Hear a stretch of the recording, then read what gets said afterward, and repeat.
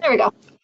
Hey guys, it's February 21st. We have Alyssa on the line. She's going to talk to us about the power of sharing your story consistently on social media.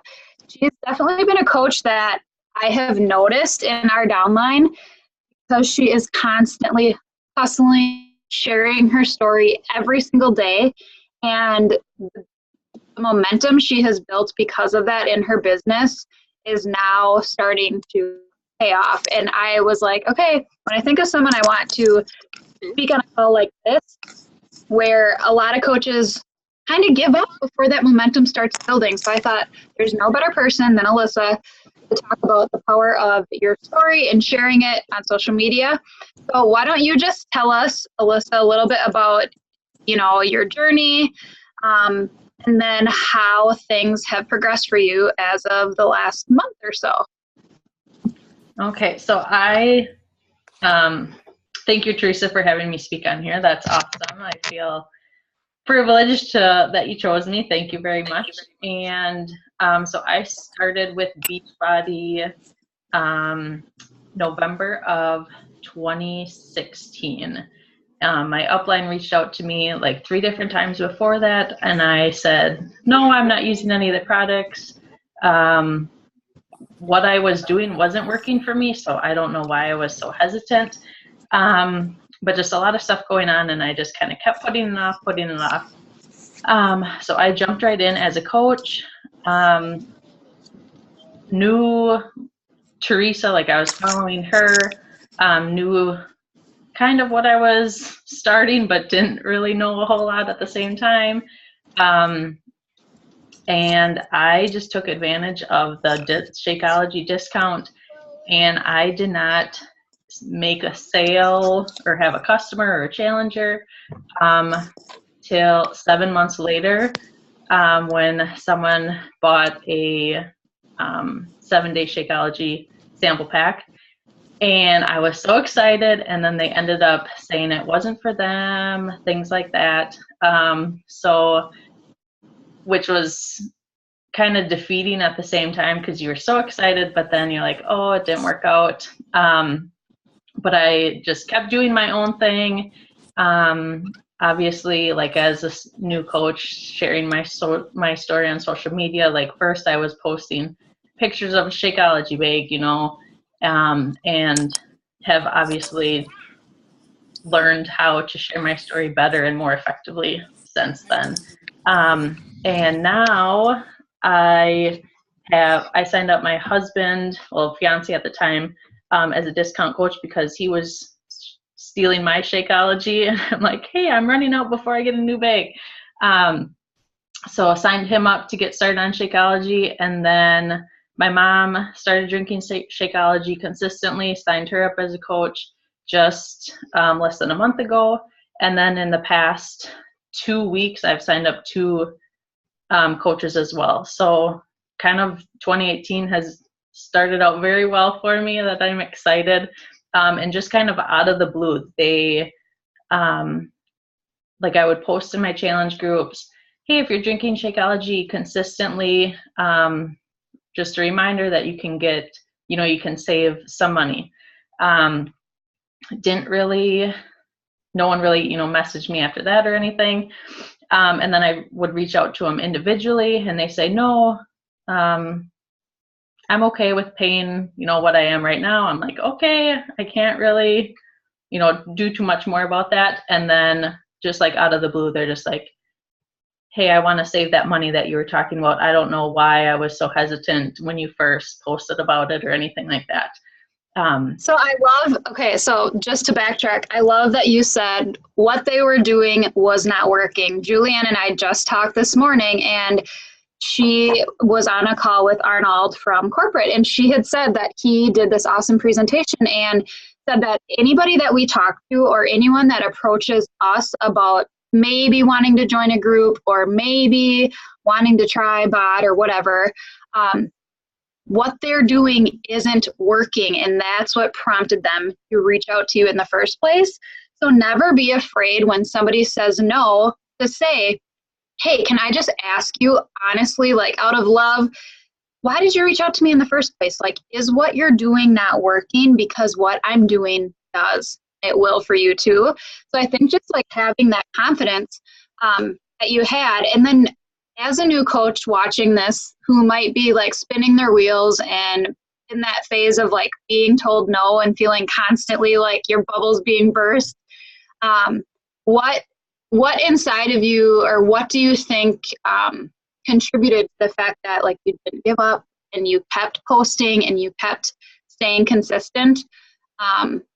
I have my ideas from the outside looking in, but just your perspective, I'm curious, like, how did you keep that momentum for yourself alive when you were being told no as a new coach? I knew what I was doing was working for me. Obviously, I would honestly spend hours in the gym each day. I would come home exhausted. I would complain to Ryan how much stuff I had to do. And just like when I walked in the door, it would be go, go, go. Now, like, with 80-day obsession, yes, there are hour workouts, but even with hour workouts or 30-minute workouts, that's just what I needed to do to, and it brought me more mental clarity. And also, most of the people on this probably don't know my personal background at all, but a majority of my family struggles with addiction. Some have been to prison, some have been to jail. I lost my brother to suicide. So a lot of mental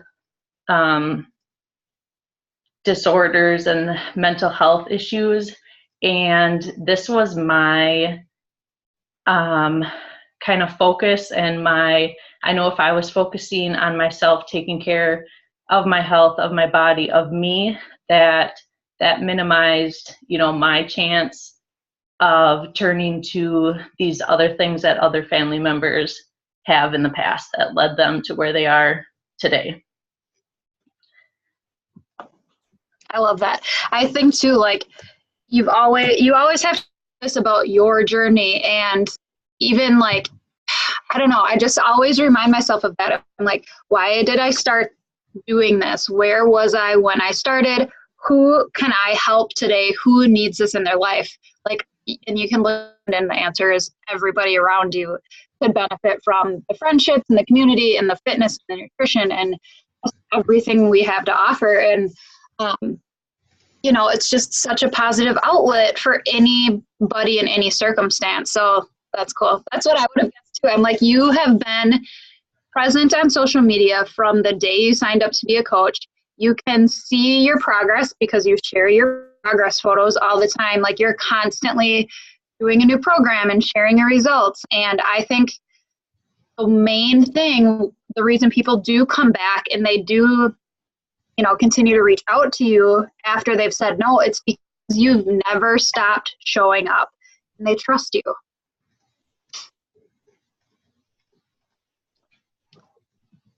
And even like the simplest things, like sharing just with your challengers, like, hey, I got this free shirt for completing 21-day fix.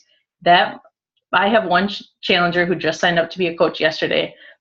She like looks forward to that. Like, yes, she wants results and focusing on her, but she's like, this is why I do this program. It's just because that little like extra incentive.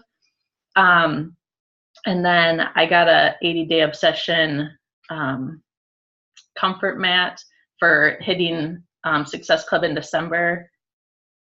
Or no, for Carl picked me for one of, they were giving away those mats for posting a video of your workout or something like that. And then I got another one for hitting SC in December.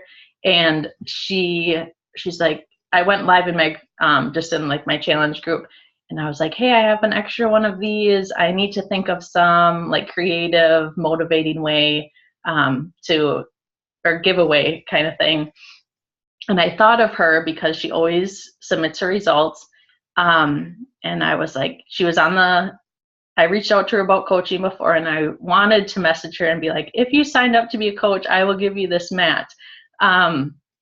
And then she messaged me yesterday, and I was like, I wanted to message you that, but I didn't want to like push you and didn't want to, make you feel uncomfortable and things like that. And she's like, oh my gosh, yes, just tell me what I have to do.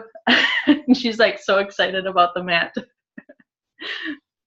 Isn't that great? Like, I just did a poll in my challenge group. I made like a type form, or you can do a Google form or a Woohoo. And I just said, like, I made it anonymous, but I was like, what could I do better? What do you enjoy out of challenge group? And I was shocked at how many people said recognition is like their favorite thing. And so I'm like, gosh, you know, it's so easy to get caught up in the challenge group thing, but like all people want is like a shout out or to be able to win something. Like, it's crazy what people will do for a tank top. Yep.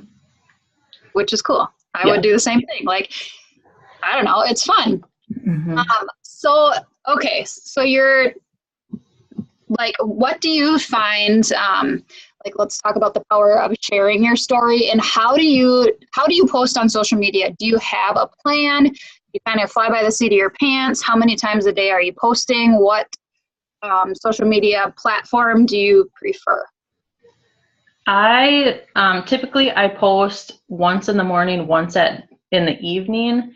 But I have found my morning posts maybe get, and again, it's not all about the likes or comments, but just the like interactions I get with my morning posts aren't the best. So I might only post even once a day. And I try and do it between like even 6 and 7 o'clock at night, just because I know people are like trying to get done eating then and try and like settle in, instead of like 4 or 5 o'clock when they're getting done with work, kind of rushing home, getting supper done and things like that. And usually I don't really have a plan, I guess. I don't do a whole lot of scheduled posts, or, you know, like for the week. I might do one like the night before and schedule it for the following day. And I have just been posting, like my husband and I are looking for a new place to live because our landlord is selling our duplex that we're living in. So that's just like, people can relate to that because it's about, you know, not having enough money to buy a house. It's just another hassle of, you know, packing your boxes and moving. And I post a lot of times, for people that don't know, my like page is Confidence in Calories.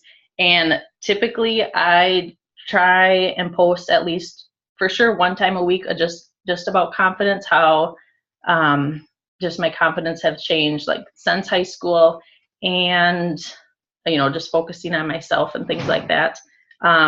I post about mental health because that's obviously an important part of my life and my family's life. And then sometimes I'll throw in just like workout posts, or trying to explain kind of what program I'm doing without trying to word vomit and give away too many, you know, hints of this is the exact program I'm doing. And go ahead. Sorry. Do you find, okay, so I think this is a point that like a lot of coaches struggle with, you know, how much should I be posting about fitness? How much should I be posting about inviting? How much should I be posting about my life? I always tell people, and this just reminded me when you were talking, like, people buy you, then they buy the products. So if you're worried about what you're posting or how you're posting it or what you're saying, like, I think a good thing to keep in mind is like, you're talking basically the person who you were before Beachbody, the person who needs what you have, who could benefit from this community.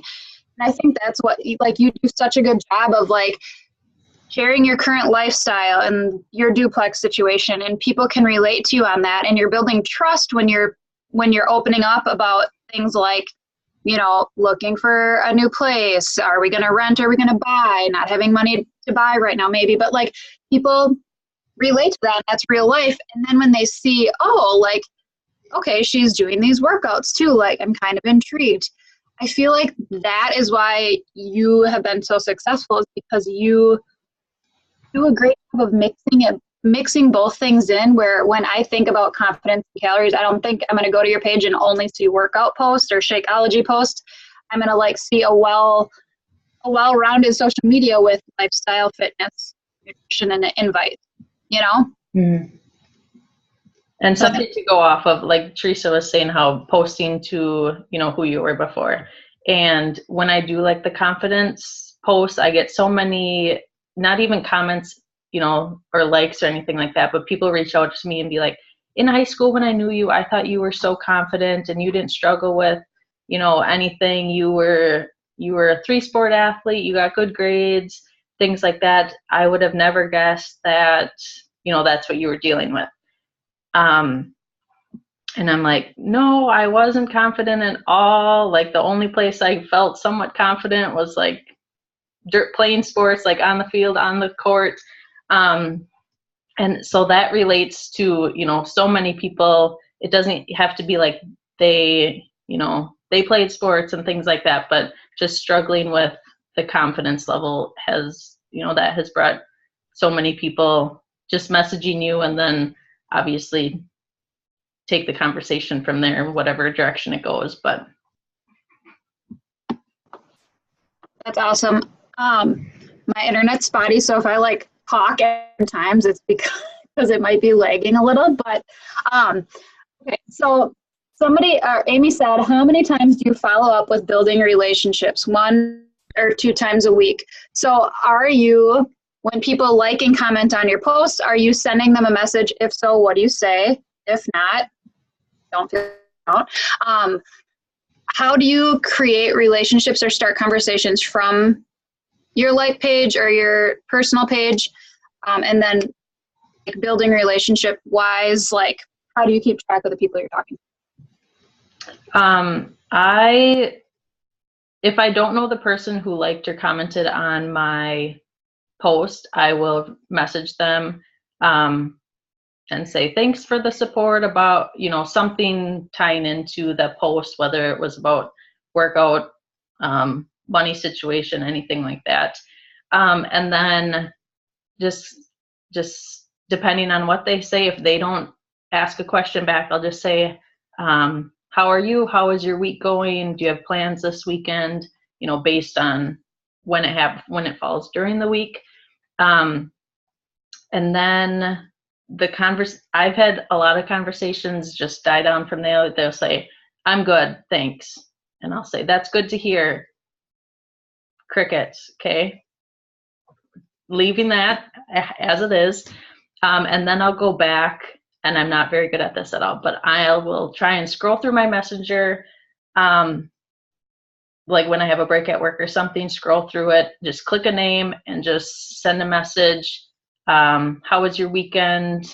And try and like look at their profile and see if they have any recent pictures of either vacations, something with their kids or something like that, or something just going on in their life, and just trying to connect with them again, kind of more on their, opening it up to them and try and communicate more with them about something that's happening on their end. Am I missing a question in there? I forgot.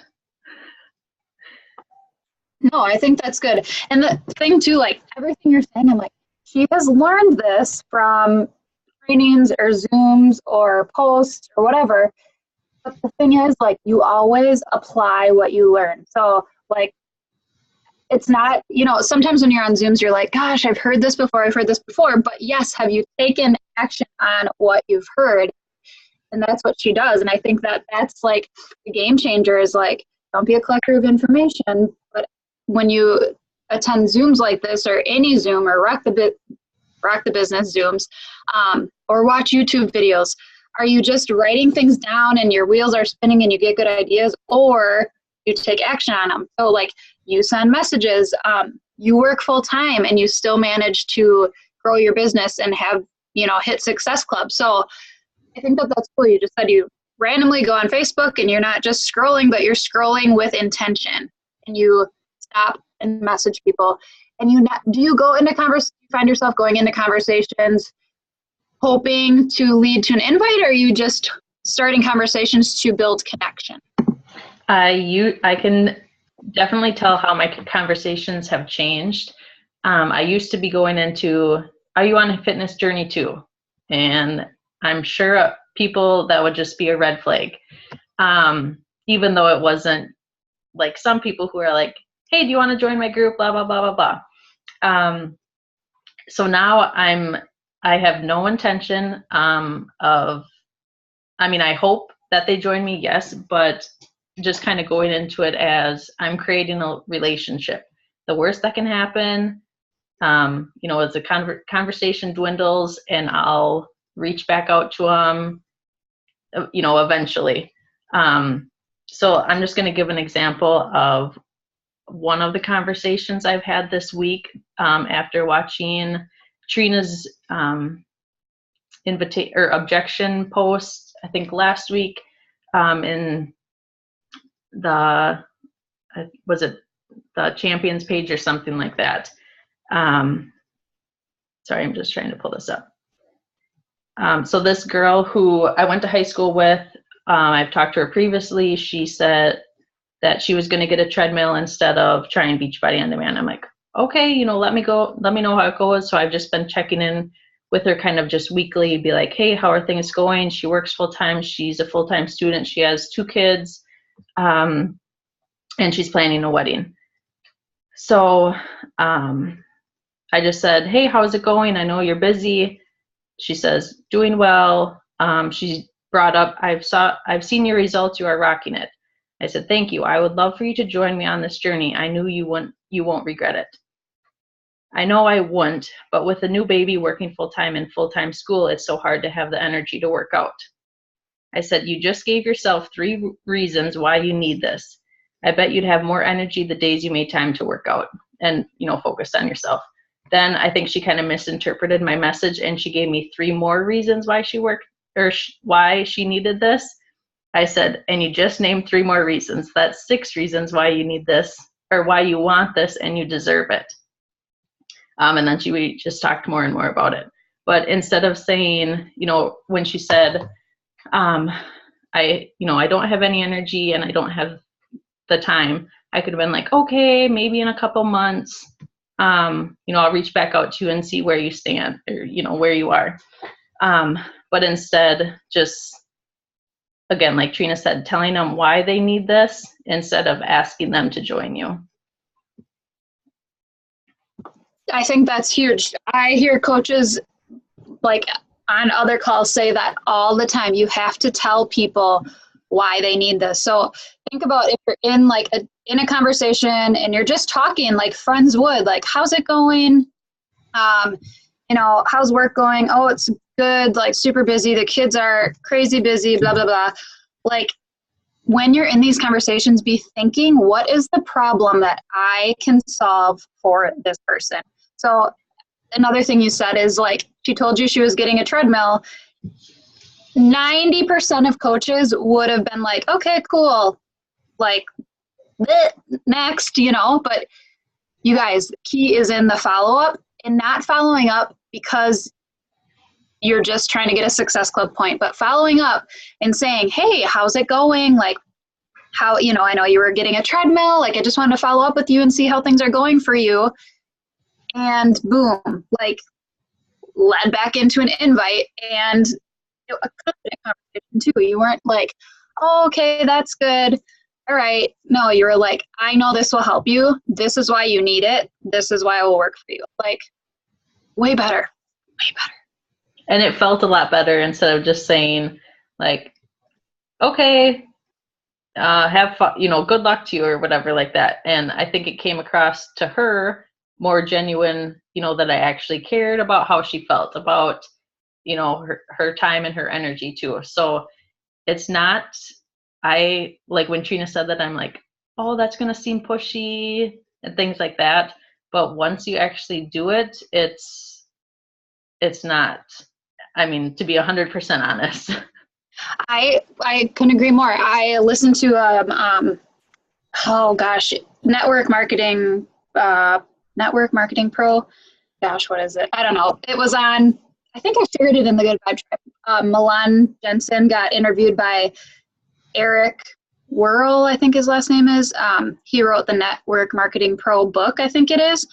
I'm probably like slaughtering the title of that book, but he was talking to her, and she got asked what her biggest objection was. And she said, my objections as a coach in this business, 11 years into this business, are going to be different than a coach who is just starting, because your objections come from your fears. So like, how true is that? When we all started, we were afraid of being salesy. So every time we got told no, it was like a dagger to the heart. But if you change that mentality and you start telling people why you genuinely think that they need this, instead of tiptoeing around it and being uneasy and not confident in yourself, people sense that. And I think once you flip that switch and you go into this like ownership mode, that you know that this can be the solution to their problems, and you start speaking from a more confident place, that instills trust in you from them even more. I think, like, who would want to join a coach that isn't confident in what they offer? So if you speak confidently, people can sense that and then want to join you. And I think, like how you said, it felt a lot better to reach back out to her and say, like, how's it going? I think about that too. Like, keep a list of people that tell you no, and make sure you're just going back and rekindling that conversation. Maybe somebody's pregnant. Make sure that you write down in your calendar when they're due, or like a couple months before they're due. And I always follow up and I just say, hey, how's your pregnancy going? This is about the time, like, I was so tired and I was like, my hips are so bad. I've just been thinking about you. I hope everything's going well. You look amazing. But as soon as that person's ready to like start working out again, who are they going to think about? The person who kept in touch with them the entire time. So there's definitely little ways you can always go the extra mile, and it will pay off tenfold. Hands down. I think that's what makes a great coach different from a good coach. Cool. All right. Anything you want to end on? I did have like 5 slides that I can share with you. I don't know if people need to hop off or not, but last week I was reading The Gifts of Imperfection, and it totally went hand in hand with like sharing your story. So I was just jotting some quotes down. It won't take a whole lot of time. Let me just see if I can clear my screen. Okay, do you see that? Yep. Okay, let's see. I'll go here. Okay. So owning your story can be hard, but not nearly as difficult as spending our lives running from it. Embracing our vulnerabilities is risky, but not nearly as dangerous as giving up on love and joy. Only when we are brave enough to explore the darkness, we will discover the infinite power of light. So that just stuck out to me because, you have to obviously own your own story, and you have to be brave enough to share it, and you have to be able to, everyone's not going to love it. Everyone's not going to like it. Everyone's not going to comment on it, but you are going to, even if the person who, it hits home with doesn't like it or comment on it, that still, makes a difference. I'm going to try and just move these boxes here. Okay. And then I was worried about sharing my story with family members because they're following my page, and a lot of my, you obviously don't want to post about some things that have happened in my family's history.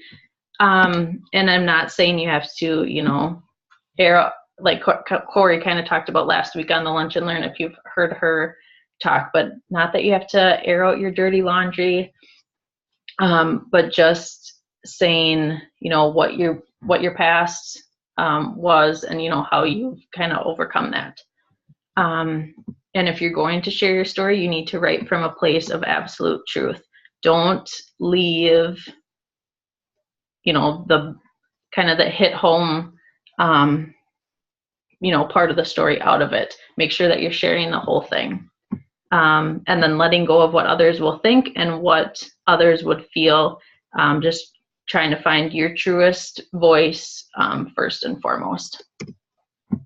So obviously be authentic. This is from The Gifts of Imperfection.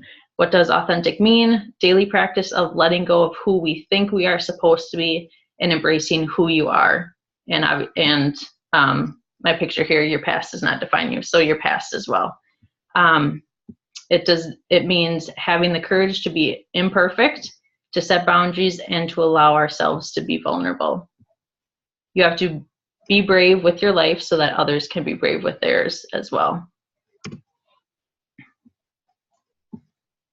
I love this quote right here. You must resist holding anything back. You must strip off your mask, be unapologetically you, ditch worrying about what everyone is going to think, and let your glorious freak flag high. So then this is one of this insecurity picture here. This is the picture that's gotten the most likes and comments on my page, and it's just because like I'm wearing shorts when I work out. I just made a post that I was always insecure about my legs. I hated wearing shorts because they would rub together. And this is the post where someone reached out to me and she's like, I never thought you weren't confident and things like that. So just some kind of checklists when you're posting and comparing our lives with manufactured images. We need to do a reality check, especially like with the filters and all of the things. Like, you know, on social media, you want to make sure your picture kind of pops, but at the same time, not, you know, covering up who you are.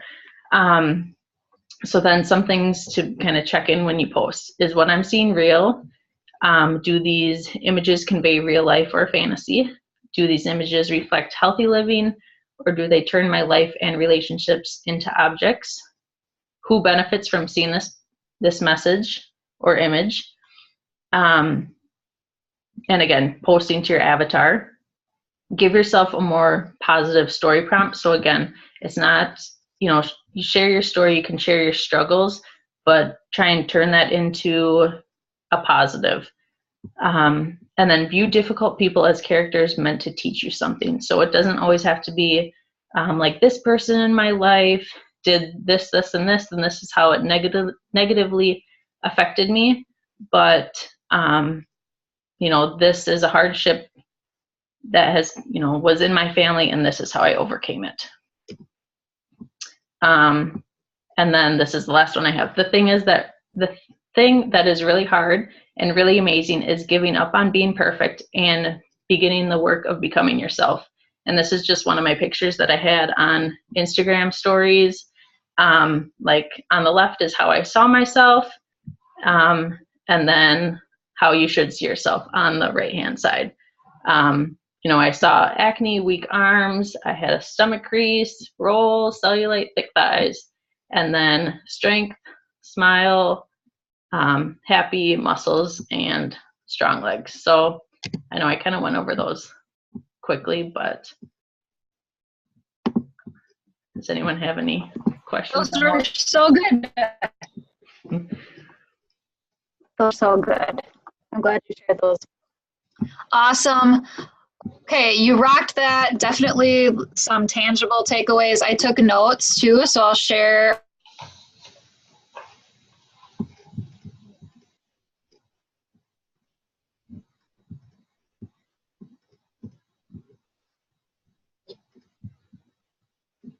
Call, want to sign up for a lunch and learn spot. I think this is such a good way to like get over your fear of presenting, kind of jump leadership role, have something that you can call your own, because you can have the recording and you can send it to your team. I think that's one of the things that helped me grow in this was being put on the spot like this and being forced to step out of my comfort zone, even though I felt like I didn't have anything to share at the time I started sharing. It really helped me grow, and I think that that's what I want to use this call for, is to just get you off that ledge, get you out of your comfort zone. And look, Alyssa, you did amazing. That was awesome, and like more valuable than some calls I've been on with 10-star diamond. So this was awesome. Thank you all for hopping on. We'll post a recording. I'll share the notes. And yeah, have a good Wednesday, guys. Bye. Thank you.